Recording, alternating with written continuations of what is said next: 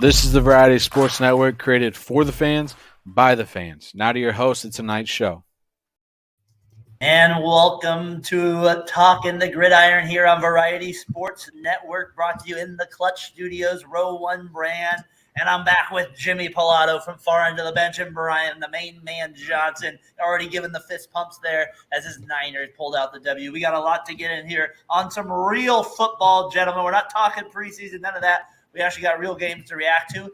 Some of us might be a little bit more down with our reaction than others, but I'm looking forward to going through that, going through some of the biggest surprises, disappointments maybe of week one. And, of course, at the end, we'll look a little bit ahead to week two as well, some of the best games on there.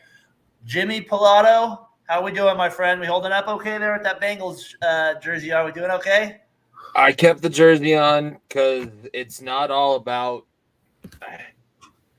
at least they proved my point. I've been saying it for a while. I should expect this at this rate. They never win an opener when they don't play their starters, and everything looked out of sync today. Burrow and Chase and Higgins and Boyd, that was absolutely abysmal. I think they had like one or two, less than 5 third down conversions on the entire day. This is supposed to be one of the offensive juggernauts. It's supposed to be one of the top 3 seeds in the AFC. You win this week, you set yourself up for a possible 1 seed hosting the entire AFC playoffs. Yet we're going to probably go 0-2 to start the season for the 3rd straight year.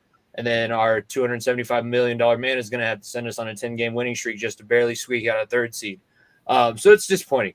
Like, that was a lot of hype. This is supposed to be the best team. It's the best team in the Zach Taylor era. It's supposed to be the best Bengals team in history. Only team to go back-to-back division championships. You guys got a predator at quarterback. I don't want to hear it. I'm not ever going to say those 2 words together. He's ridiculous. It was bad. I tweeted after it was totally out of hand. There was no way that they were coming back. Just give it to them because they deserve it. Give it to them as hard as you can.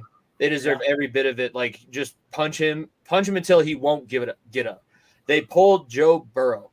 They pulled a guy that they just paid to be the highest paid guy in the NFL. That's where I'm at with my NFL season. I'm already ready for hockey to start. And the Avalanche had a very bad end of their season. Just one game. You're good. Just one. You're all right. It's going to be 2 because that was not a performance that you make up for after 1 week. There is so much wrong. Offensive line. This is his best offensive line. Oh, my God. Zadarius Smith from the first play of the game had Joe Burrow on the ropes. They still 82 yards, Jimmy. That's all he threw for. 82 yards. How is that possible? How is that possible? It was so well-deserved that he got pulled. He played like absolute garbage. That was the worst performance I've seen him have in a Bengals uniform, and he's thrown 3 straight interceptions on 3 straight plays. That was his worst game, and it's always Cleveland. Cleveland has his number. Cleveland is 6-1 now against him. 6-1, 5-1, one of them. Was it get crushed last year on Monday night? Is that what it was? They got crushed last year on Monday Night Football on Halloween. They were the national game. They were the national broadcasted early game today on CBS. Didn't even need the Sunday ticket, which we're paying the extra money for because I figured I'd need that for the Bengals. After this performance, I'm probably gonna. I highly doubt they're gonna be flexed out unless they come back in week 2 and everything is different. I'm not saying it's all bad. They still will probably have a very successful year. They're too good of a team not to be decent, but this does not bode well for the end of the season. We're going to be in a situation where we get screwed by our circumstances, but really, did you get screwed? Because you guys were the ones that didn't play in the preseason and decided to take the first half of the year off. And you mentioned when we did the preview shows that you were hoping that would be the opposite this year, and that was what you were hoping with that team. The opposite. Brian, I don't hear Jimmy say much about good job Browns though. The Browns defense though they stepped up. Oh no, they deserve the credit. I said that in my halftime video. I'm sorry, Brian. Go ahead. Good. Garrett just was all over the field and he looked legit. Him and Zadarius Smith are a hell of a combo. I didn't realize that they picked him up in free agency. They rehauled that defensive line to the point where they're going to be a problem for a lot of people. If you let them just pound you up front on offense and defense the way that they want to, Cleveland is going to be a very tough team to beat for a lot of people, not just the Bengals. And I know Chase made those comments earlier in like the week. Maybe that gave him a little extra motivation. But I feel like in a game like this, the Bengals just didn't show up today. It's just one that hopefully the one good thing, Jimmy, is you maybe just throw it out the window too, right? Like, all right, bad start, bad game. Maybe that's the idea, but you do that in week 1. But as we all know, like you just said, the games add up. They all matter at the end of the day, each one. So you just want them to be playing better going into it. We could get back on the Bengals a little bit too. Brian, just real quick, was there any initial thoughts that you had after week one? Anything stand out to you? It doesn't just have to be a game, any player, uniforms, whatever. Terribleness, what you got? As much as they overhyped the Steelers in preseason, the Niners just exposed that team in every form of the game. I mean, they just did not look like they're ready to be contenders. Kenny Pickett did not deliver today on my 50 push-up bet at all. We got to rarely show up against the Browns. I was so glad because I was on Terrell's show and I got wound up a little bit on Friday night and I said I would do 50 push-ups if the Steelers won too. So I'm glad. That was actually a funny show, by the way. Shout out to our guy Terrell and Brian. You guys were actually you guys were really good. Actually, that was funny. You went at him good. I respect you. It was tough. I did not realize the gauntlet that I was stepping into. It's a little bit. Yeah. It was a lot. I enjoyed the show. I had a blast, but I was like, damn, I'm gonna have to really. I had to step my game up. I was like, I'll do 50 push-ups. Oh, yeah, please. Yeah, no, the Steelers. I'm glad. Thank you, Brian. Brett, your Steelers did a lot for me. Even though I was playing against Brock Purdy, he threw like two touchdowns to Brandon Ayuk, who's on my team. So it balanced itself out. What do you guys think for like? I got for like kind of like as we kind of move through the show, kind of our initial thoughts here. We kind of get to our past that game of the day here a little bit. Let's kind of hit on some of the games that were maybe the best ones throughout the day here. When we looked at it, we kind of talked about. We obviously went over the Browns, Bengals, a little bit the Niners. To me, those weren't the games early on. The only game early in the morning that really caught my attention was it wasn't one I was expecting really, but was towards the end, right? The Saints, Titans. Then you had the Bucks though. That was the surprising one over the Vikings, Jimmy. They killed me on I should have never go with the Vikings on your survival football picks. That should be a rule. I should never have done that. I went against one of my rules and I paid for it. What'd you kind of make of maybe those two games or anything? This is kind of unfortunately, and I probably will get in trouble because I mentioned it on our show. My girlfriend her parents are her dad at least is a big Vikings fan. But this is what I expected. They're going to regress back. You won too many close games, and we're seeing it on Sunday Night Football with the Giants right now too, getting pounded 33-0, and it's not even the start of the fourth quarter. But like you have so many fluky wins in one season, and you just expect to be all that great moving on. They had a chance to win. They were up for a majority of the game. Cousins was making plays. Then all of a sudden it just stopped. And when it stopped this year, they didn't get the lucky bounce. They didn't get the fumble in the end zone. Tampa Bay and Baker Mayfield was able to make a little magic happen. I was not expecting to have the Vikings lose that game and to be saying that Baker Mayfield probably had one of the performances, at least down the stretch of the game, of week one. Yeah, there she is. Yeah, Vikings Chiefs household right there. That's funny right there. That's a rough weekend this week. Plus the Bengals lose. It's not a good football weekend. Yeah, this is not well, look out, kids at school this week. Look out. No, there is a test on Friday, so we'll see. Better not say nothing. Let's just put that out there now. Man, that paid off me getting the Cowboys defense in Terrell's money league because they almost got me 40 points tonight. Daniel Jones, the whole thing, like they could bounce back, like you said, one game, but man, not a great start to that season at all. The thing with the Vikings too, what was it, Jimmy? You kind of touched on it a little bit there. They were like 11-0, something crazy like that, and 1 point, something like that, like 2 point games last year. You saw it in the quarterback show too, where they showed that Bills game. Like they should have lost that game. Buffalo did everything that they needed to win that game, and they just couldn't. It's not going to be that same way. They were a good team last year. Kevin O'Connell did good things for the franchise, but they're going to have to step up. They're going to have to play perfect games. There's not going to be a lull. You're not going to be able to take advantage of lucky bounces every week again. And last year was insane with that. Look at Logan Stone tuned in here. Logan, hope everything's good. I can't believe they put the Cowboys game on air. Yeah, it's past 10:30 Eastern. I feel like TVMA is okay on Eastern television now. You can do that now. I feel like they always got to have an NFC East game on them, right? Always, it feels like on a Sunday night. Doesn't it always feel like NFC East somewhere on that at the start out the season? It's Jerry Jones. He's the godfather of the TV deal since Pat Bolin's no longer with us. I saw they made some AI thing of Jerry Jones this week. That was kind of scary to think about, where you could go in and ask him any question. He lives forever, Brian. He lives forever. He'll live there. The Bucks one, like I said, that one we touched about the Vikings there a little bit. The other game too I wanted to hit on was that Saints one real quick, Jimmy. We talked about Derek Carr. He was able to pull it out late. But my goodness, the Titans, they had their chances to win that game. They just kicked so many darn field goals. Tannehill was terrible. We shouldn't expect anything less. But I'm not walking away saying the Saints look unreal, but maybe they figured something. Maybe their defense, though, does look pretty real. But again, the Titans offense, Jimmy, I'm not sure how to really balance all that.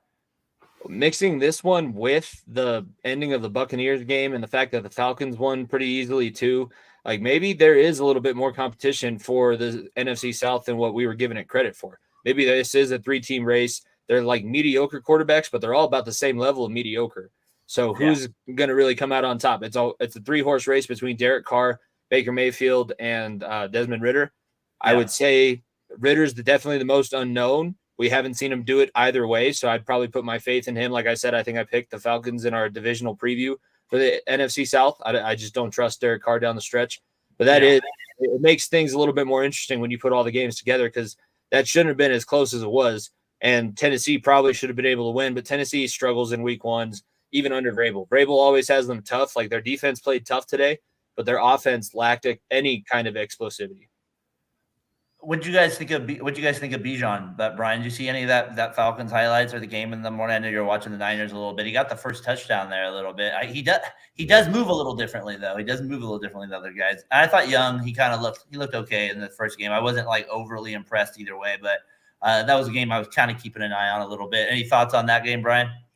Yeah, I mean, I wasn't like, I was kind of like, when I saw Richardson play, I was like getting concerned because, man, he was taking some hits in that game. He was. Let's go to that Colts Jazz game. But Jimmy, that was kind of a weird deal. Did you see the end of that game where he was like running for those extra yards and stuff? And not the end. I mean, you want your quarterback doing that, but man, like early on taking those type of shots, it's like, it's tough right there too. But it's hard to tell the kid out there like, no, you're not doing that. Like he's trying to build like his team around him to fight for him. So I respect that. Yeah, there's a guy on the local sports scene here that says you can't take the wag out of the puppy's tail. Like you can't tell him to totally change the way that he's meant to play. And in all honesty, trying to be as objective as I can be, Florida doesn't run that difficult of a scheme to pick up. He's probably having to learn on the fly. And if you take away his athleticism and his ability to lower his shoulder, he is a big guy. He should be able to hold up a little bit better than most other quarterbacks. But if you tell him, hey, not only do you have to be able to win from the pocket, you have to totally change the entire thing. You're learning more plays than you've ever had to do. If you force him to conform the entire way, I think you're going to struggle even more than you're probably already looking at struggling. I think the Colts and the Cardinals are, in my opinion, two teams that are pretty much probably looking at the bottom of their conferences. That was an interesting game too. When I kept checking in on it a little bit, the Jaguars thing. I'm gonna say, man, the Jags got a steal with Ridley. He looked really good today. Yeah. Did he bet on the games? Did he put money on himself? Like, did he Calvin Ridley 2 touchdowns?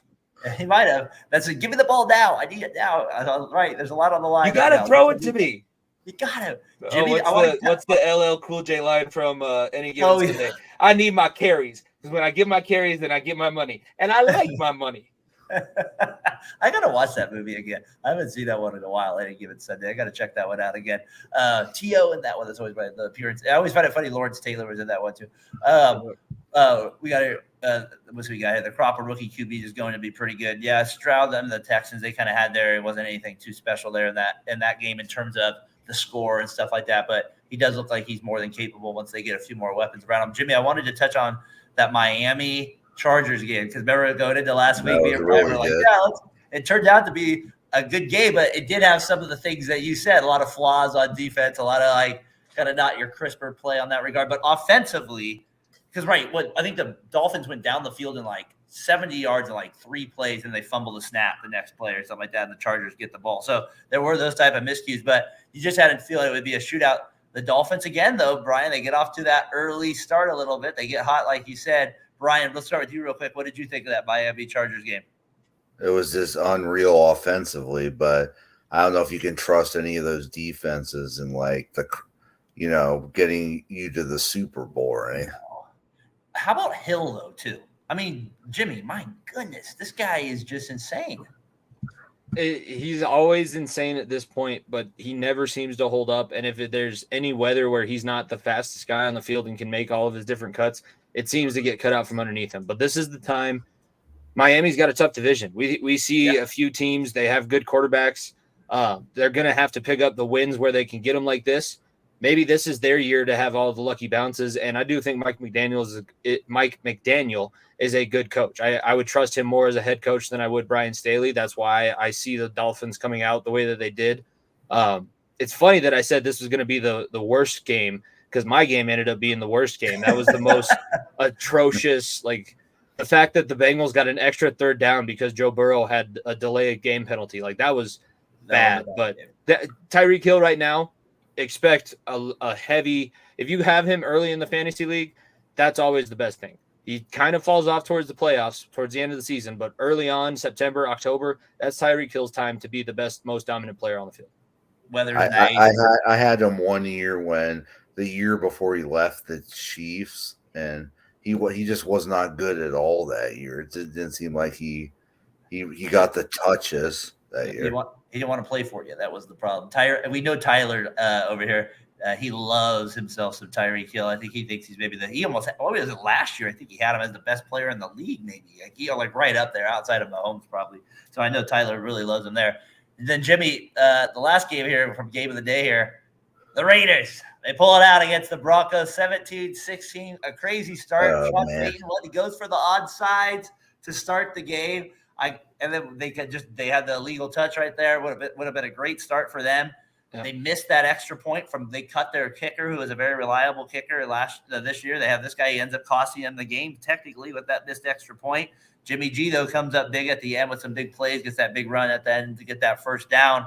I'm not going to say was the prettiest game, but to see the Raiders get some stops, actually, even though they kept the Broncos to 1/3, or the Broncos only one time didn't get a first down.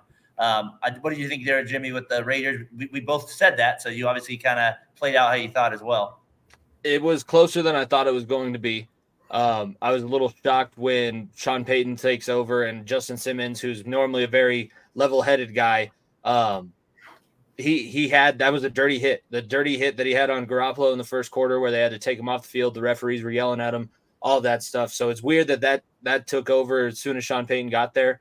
The kick ended up being the big thing because if it goes to overtime, the Broncos offense was definitely better than it was last year. Russell Wilson still has deficiencies, but you can't say that it didn't look better. It was a better product. It was a more entertaining game.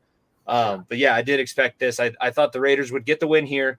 And I still think that the Broncos later on in the season will beat the Raiders, and maybe Mark Davis scrounges through his couch and finds enough money to buy out that contract that he has McDaniels on, because Nico was telling some stories on our show, which is why everybody should check out at FEOTB Pod. We'll have a new episode released this Thursday where we'll commiserate together, because this is where we started the show, where both of our teams were always losing. I think the first season was when Burrow tore his ACL, and that was like right in the middle of the Broncos absolutely being dog water for the entire year. So we'll commiserate more, but like he's not good for that franchise. They should have got him out a long time ago. I got John tuning in here. What a day, fellas! I appreciate it. Yep. Could have used Jesse Bates. I'm telling you. Could have used them today. We got 7 people in here right now. Love the chat there. We'll get them up there on the screen. Any thoughts there on week 1? We'll put them up on the screen. Yeah, so that was kind of a big game, Brian. You were ripping on Jimmy. He held out. Did that hurt you a little bit to see Jimmy slide for that first down? Did it just sting a little bit for you, or did the Steelers, or no? Because I know you hate yourself. I just think in the second half of the season you're gonna hate this guy. He is who he is, and I don't know. I mean, he got lucky today, man. He did go out. What, he go out like the third play to get his head checked? I was thinking about you. Dallas was about to put up 40. Is he going to go 40 piece right now? If they make the field goal, if they make the extra point, it's 40-0. What does it say about the Giants? I mean, I think it says that Daniel Jones was like Kirk Cousins last year. Same thing. They had a lot of magic down the stretch, and they probably shouldn't have won the wild card round the way that they did. Yeah, that's a good point there. Jesse was balling today. Defensive player of the week incoming for sure there. He'll be in the running. Do you think the Giants, it was just – do you kind of just throw this game out of the way, or the Cowboys, do you think this is a legit Cowboys performance? Is this a real team we have, because we rank these NFC teams, and right at the beginning, we all basically say Eagles, Niners. Like, do we consider them a legit threat still? Like, watching them tonight, do they feel like they're in that same class, Jimmy, as those two other teams? There was mistakes made. Right now, it's anybody. Like Dallas looks like they're going to be the front runner because New England made Philadelphia struggle, and they probably shouldn't have. So, but I do think that the other two teams in this NFC East, Washington, they beat a bad team in Arizona today. So I'm not going to give them the credit that they think they deserve. Dallas right now has shown the most as like, this is a former playoff team that they're playing against, and in a primetime spot where they could have choked or pissed down their leg and played down to their competition, they're putting on an absolute show. That was a third string running back that just scored. Week 5, we play Dallas 49ers on Sunday night. That's going to be a good game. That'll be where we kind of decide whether or not the Cowboys' initial season push was for real. And I think that's going to be a good test for Purdy. Is it in San Francisco or is it in Dallas? In San Francisco. It's going to be not as much of a test, but it'll still be something. No, exactly. That'll be a good one, Brian, to have your reaction out there with it. Oh gosh, we can get some cussing on there from you live here. I like that. We'll get you there. And Brian, I like Purdy's confidence though. He did have. I like his little area. What do you say there? We had to shut up the haters, so that I'm sure you enjoyed that. I feel like all week the Steeler fans were just talking smack. They're Steelers fans. I mean, that's what they do. Jimmy knows that better than anybody, right? My entire family, friends, everybody's a Steelers fan in my life, because that's just the irony that I get to live my everyday existence. And what was Patrick Peterson thinking, saying he's going to pick off Purdy, because you knew it wasn't going to happen after he said that. I know. I text you. It's like I'm like, man, they got a picture as a little life, and then CMC goes all the way down. I was like, great. I was like, no, he goes all the way down 70 yards right there. Hey, Jimmy, as we kind of get to the second half of the show here, kind of moving forward with it, I got a question for the week. Who do you think is considered like the cool player to root for this year? I did this for baseball for 7th inning stretch, trying to think of guys. Like, when you're like 10 years ago, like, well, that's the guy I kind of want to be like. There's like these guys that kind of stood out to you that you're trying to be like. Who maybe comes to your mind first, or is there somebody out there that like you hear at school a lot too?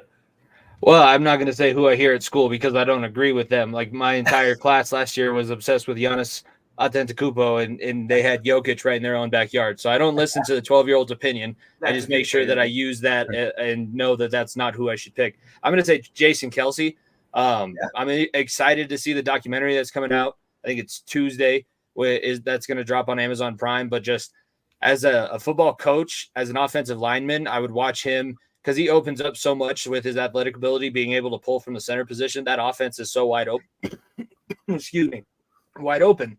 And it's easy for me to say an offensive lineman as like an easy way out, but as a leader in the community, as a leader on the team, in the locker room, on the field, like there's not a lot of guys that I would tell. I have a center right now that's very similar. Like he's the general. I told him, you're smaller than everybody else out here, so you got to play with the right technique. You get everybody going right. They listen to you. Whatever you say is just an extension of me. And I think Jason Kelce is a really good example for people, especially young players, to look up to, because he's done pretty much everything the right way, and he's advocated for people and helped people. Like he's the only reason his brother's in the NFL right now. So he's the only reason Chiefs fans have enjoyed all of their success. And you're right. I forgot about that story. And he has a good. Their podcast is good too. Like I love. They had like a funny one this week where he had like his wife on. I was just listening to that one before we got on here. It was actually pretty entertaining. Like some of the story, I like the little what's the little internet thing that they found, swipe right thing. And that was kind of a funny little thing. I was saying at my school, it's funny, believe it or not, I was going to say Travis Kelce. I have a ton of jerseys for the kids that wear his jersey at our school. And the other that's the guy that stands out to me that everybody seems like. And then of course Patrick Mahomes is the other guy that the guys like a lot too. Brian, do you think there's a cool Justin Jefferson? That was the other one because of the dancing. That was the other guy that a lot of them like too, is Justin Jefferson. He gets a lot of love at my school too, Jefferson. So I'm thinking he's maybe like the cooler plays that the younger kids are like kind of like that they're looking up to in that regard. Brian, you got a quick one there? I noticed a lot of people. Jared Goff. I noticed a lot of people really like DK Metcalf. Yeah, I mean, yeah.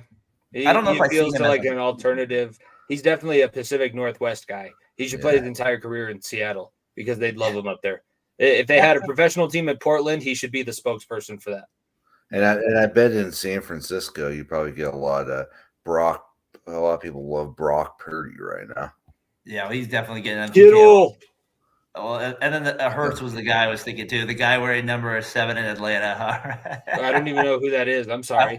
I'm guessing that's Bijan. Oh, Yes, that's Bijan there. okay, Yeah, sure. I guess a rookie running back. Yeah, that makes sense. I love it. I'm still salty if you can't tell. I'm in a bad mood. That's all right, Jimmy. That's why we're trying to get you out of here in a little bit here. We're trying to get you to bed early. We got to get through the week. We're going to get to our week 2 matchups. We'll talk about your Bengals in a second of their matchup. Just real quick, guys, maybe give me we talked about some of the games, so you don't have to necessarily talk about a team thing. Maybe there was a player or something something that stood out to you. Are there any surprises or disappointments that kind of stood around the rest? I mean, for me, real quick, if I could just go back to the Thursday night game, Kadarius Toney, that's kind of a disappointment. That's kind of a little bit performance there. Brian, you got a disappointment or a surprise for you? I'd say the disappointing, definitely the Giants tonight. I didn't think they played that bad. Well, I get you. That would be odd disappointment tonight. I mean, it was going into the playoffs, and the Giants were saying, "Oh, if he doesn't get done, we're moving on." And then they give the guy an extension. Made no sense. That's a good one, Daniel Jones. Yeah, you get up your 0-piece right now, and it's 40-0 right there. That's a great one. Disappointment. We got a guy here, Brandon Gaiman 101, checking in. What's up, man? How you doing? Thanks for checking out Talking the Gridiron here, Variety Sports Network. Jimmy, what do you got there for disappointment or surprise?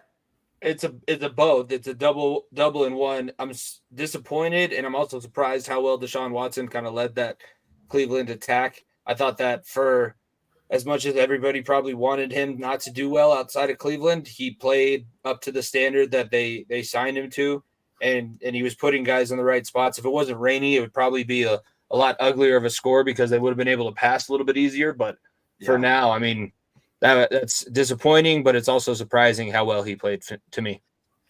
And they put Cooper Rush in over Trey Lance. Cooper Rush, you gotta walk Trey in there. He's gonna get 7 years, and then he'll get the starting job over there. How about for me? I had a kind of a surprise for the team. I thought the Rams and Stafford, they looked quite well. They looked a lot better. How about Love and the Packers? Love looked pretty good today, throwing 3 touchdowns in that game too. Not great. And then a disappointment though in that same game, Justin Fields. He even said himself he didn't play that great in the game. So that kind of goes a little bit of disappointment category. Do you guys think Geno regresses? He just didn't look that great at all. To me, he's gonna have. To me, that's where I thought he was gonna regress before the year. I don't know. What do you think, Jimmy? It's. I thought that he would be more. I thought they were going to lean more into his running ability because the guy, he had 1,000 yards rushing last season. He said in one of the commercials, like maybe he rushes for 2,000 yards. I think that was blown out of proportion, but they should definitely be trying to use that to open up anything else in their offense because he's the most dynamic weapon. He is. As much as I don't really like him and I'm not too upset to see him struggle, he needs to be used in the correct way to be successable. I feel like just a disappointment is that, should we say, the Cardinals Commanders game just feels weird. So I don't even know what to make of that. I just was looking at that. I was like, it feels like a disappointment that somebody won the game. Right there. It was not good. Sorry, Terrell. VSN was making a big deal about Sam Howell. I guess he looked better than some of the quarterbacks that they've had. It's preseason, man. It's preseason. You can't judge ever preseason. And they're also playing an FCS school, so. Yeah, that's true. Yeah, the Arizona Christian University out there. The Cardinals are tanking for Caleb Williams and Marvin Harrison Jr. They will not come out. They will stay in college. They will not come out and play for the Cardinals. I do not want to live in Arizona. There's no, I will not. I refuse. A little surprise to me was that the Eagles didn't finish off the Patriots. They get off 17-0. I mean, come on. I do think that from that standpoint, well, it's opening day. They would throw. I mean, they got off to a really bad start. That's as bad a start you could get off to a game, and how quickly they got off to that bad a start. And I just thought the Eagles would be able to pour it on a little bit more at their offense. And they only got 8 points after that. To me, that was just a little bit of a surprise. It was that regard and how the Patriots kind of almost hung in there. Yeah, I would say a disappointment too, if we're going back to Thursday night, would be Matt Nagy and the way that he called that game for Kansas City. I think that he probably put them in a bad spot, and you're maybe seeing a little bit because the Commanders happen to win. So maybe Bieniemy had more influence over the offense, and now that he's not there, Nagy is going to go back to being what Matt Nagy was in Chicago, where he's supposed to be this play calling genius. But maybe Andy Reid's going to have to start taking over and calling more of the plays. Yeah. Did he do that one of the years they won it, or maybe not? Man, I'm thinking of a different year. How about Kenny Pickett? Man, what a pathetic performance that was from their team. That's what I expected from him. I hope he sucks all year. And then I heard an excuse on Twitter that he had a cough before the game. So, well, they always have a little cough in there. TJ Watt played well. I just wanted to shout. He played really well in that game. He never doesn't play well. He's always in the mix. He just played like a beast last night. He was unreal. Just a couple of news and notes here as we get to the end of the fourth quarter of the pod here. Just kind of flashing back a little bit. Chandler Jones, that whole weird thing with the Raiders. I have no idea. If that is a Raiders thing, if I've ever seen one. I mean, that is a Raiders thing. Like 3 days before opening that day, Jimmy, that's what happens with the Raiders. We got 11 people in the chat. Feel free to comment in. We're talking news and notes here. We'll come up with anything with the game. But Jimmy, Chandler Jones, and then he says this is why players like social media. Okay, I get that, but I mean, that was a weird deal. Like you don't do it like that. That was an odd deal with it. But only the Raiders get that. Your guy Joe Burrow, he gets the historic deal. We talked about the loss, I know, but he does get the 5-year deal. That's why he's taking a lot of heat today on social media because of that deal right now. A lot of people say, well, look at Jalen Hurts. Well, that's what happens. People, it goes in order. The longer you wait, you'll get the higher deal with that. And then, like I already mentioned, the one and took it off the board here already is basically Justin Fields calling himself out, saying he did not play very well today and was a little disappointed there with that. Jimmy, any of those stand out or just what little note on either of those? Chandler Jones, you think that's just a Raider thing? It's definitely not good. That's what I was talking about with Josh McDaniels. I think he's going to push himself out just kind of like how he pushed himself out with us. And, I mean, he only lasted a day as the head coach of Indianapolis. He's obviously not very well liked outside of one place in the NFL. The fact that he isn't there just waiting out until – I mean, Belichick's not going to be there that much longer. I know that they did okay today, but you should probably just be in New England, hang out, and then maybe you'll continue on as Steve Belichick takes over as the head coach, and you can just be the offensive coordinator because that's the only place that you're liked and you're respected. I don't think that he has any respect in the Las Vegas locker room right now. I would agree. He obviously doesn't. And that's the thing with the Raiders. They never haven't had this culture to be able to keep them along. Obviously, I know you're pumped up about Burrow getting that thing right there with it. Brian, a lot of injuries again. Dobbins, this guy, I mean, I feel bad for him. The man just gets hurt every year. He's down already, ACL. Now was an Achilles, but I know. I feel bad for him. Like you're thinking about it, you're taking your fantasy pick, knowing he's going to get hurt. You're like, well, he'll stay healthy this one year. But Jimmy, this guy, I just feel bad for him. He's just one of those guys that just cannot stay healthy. He just cannot. Doesn't seem like it's cut out for him. Maybe it's time to look at something different, unfortunate as it might be to say. I think that might be the case there. All right. Hey, as we get to the end here, a little quick here, Jimmy, you still got the Jets for tomorrow, right? I'm assuming you're not going away from your brother's Jets. Yes, I picked them. I'm pretty sure I picked them on this show. I picked them on Terrell's show. I picked them on our show. It would give me another win over Nico. Right now, he's got 3 ahead on me with the way things are going. I picked the Giants tonight, and obviously that didn't bode well for me. At least you're not doing by total point. That's not like you have no chance after that one. Brian, you got Bills win this one, or you got the Jets? Yeah, I'm taking the Bills definitely. First Monday night game of the year. Next week, there's 2 Monday night games. As we get into the fourth quarter, we're kind of at the end here. That we're going to get to a sneak peek here, week 2, kind of the best games, kind of looking ahead, Jimmy. Again, like I said, 2 Monday night games. Looking ahead to week 2. We got, what do I got on there Monday night? I knew it. Saints at Panthers, and then Browns at those Steelers that we were talking about. I'll bring it up here on the screen here in a minute, but some of the other games we got going on that I kind of found interesting. We got Packers, Falcons, kind of an interesting, both teams 1-0. One of those teams is going to start 2-0. And then your Ravens, Bengals one. That's kind of an interesting one to me, Jimmy, as well.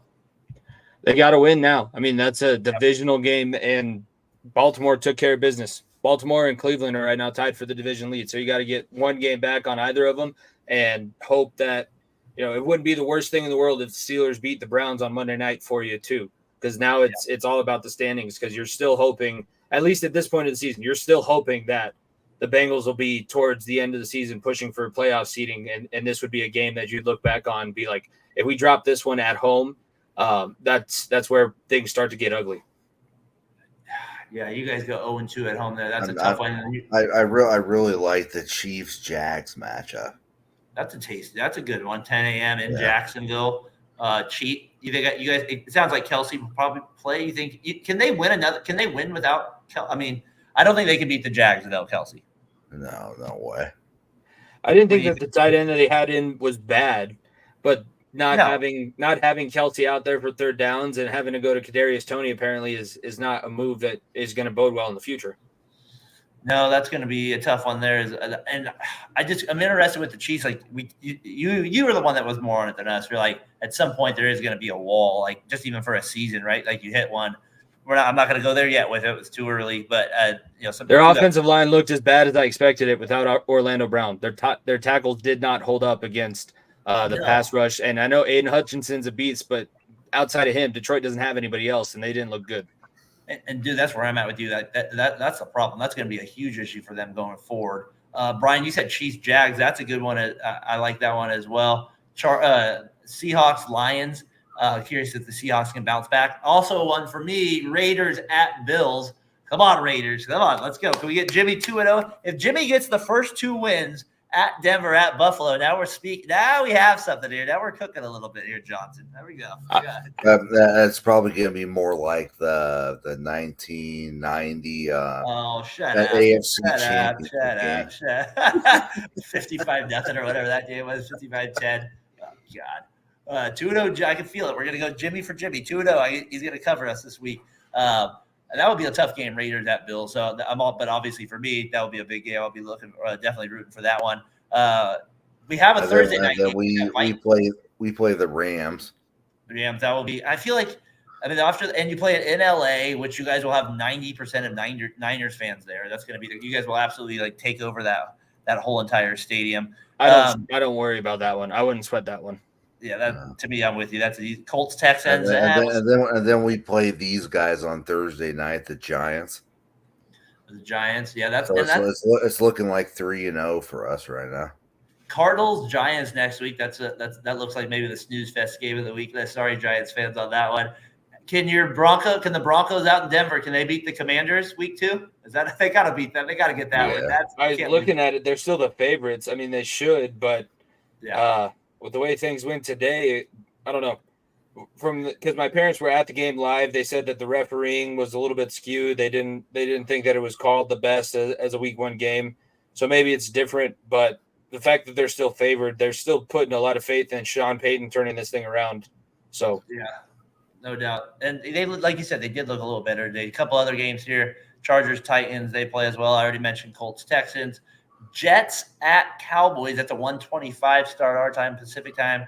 And then the Sunday night game is Dolphins at Patriots. Why are the Patriots getting a Sunday night game, people? Why is this happening? What are we doing here, NBC? Can we flex that already? Can we flex that game? Can we get a different game on already with that one? Nobody wants to see Mac Jones on Sunday night. No, nobody wants to see back attack. All right, guys. To me, that's our show here for tonight. We talked a lot about things. Jimmy, you said you guys got your show coming on Thursday night. You guys are going to be doing probably recapping week 1, and then obviously doing your previews.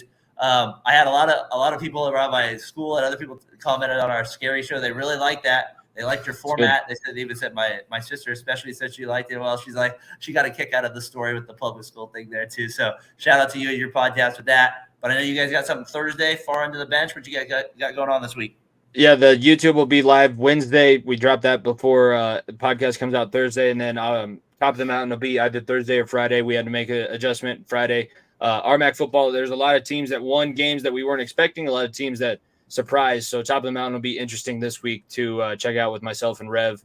Rev had to work tonight, but hopefully we'll get him on at some point through the season. He said that he wants to come on. It just has to work out with the schedule. Yeah, I DM'd him this week. He said that's what he said. So I'd love to get him. I was watching you guys the Mount one a little bit. I was learning a lot of these teams forts. There's a lot of forts in the name. A few of them had the fort name in there. So I was like, oh, these are definitely Fort Loser. 1,437 days since they've won a game. I was listening to that. That was good stuff. You guys did a good job there with it. Brian, I know you guys are going to have TMB this week, probably recapping that Steelers win, looking ahead to the Rams game. We took a bye week this week from Fat Boy Fadeaway Sports. Just needed a little breather where it was on a 6-month run there, so needed a little break. And we're going to be talking the gridiron here every week. Jimmy was flexible with me today. Let me go back a little half an hour. I had a family thing, so appreciate you guys letting me get started a little bit later. But we'll be back to our normal time next week, 6:45 Pacific time, 7:45 Mountain time. And for you late owls out there, 9:45 as Jimmy yawns out there. Perfect timing, Jimmy. That's well done. I like that. That's good time right there. With that said, Talking the Gridiron week 1, that's in the books for Jimmy Pilato, for Brian the Main Man Johnson, Variety Sports Network. I'm Daren Breyer. Peace. Hey, this is Brandon, CEO of the Variety Sports Network. Thank you again for watching tonight's show. Best way you can support us is by hitting that subscribe button, that like button, and hitting the notifications so you don't miss out on the next show right here on the Variety Sports Network.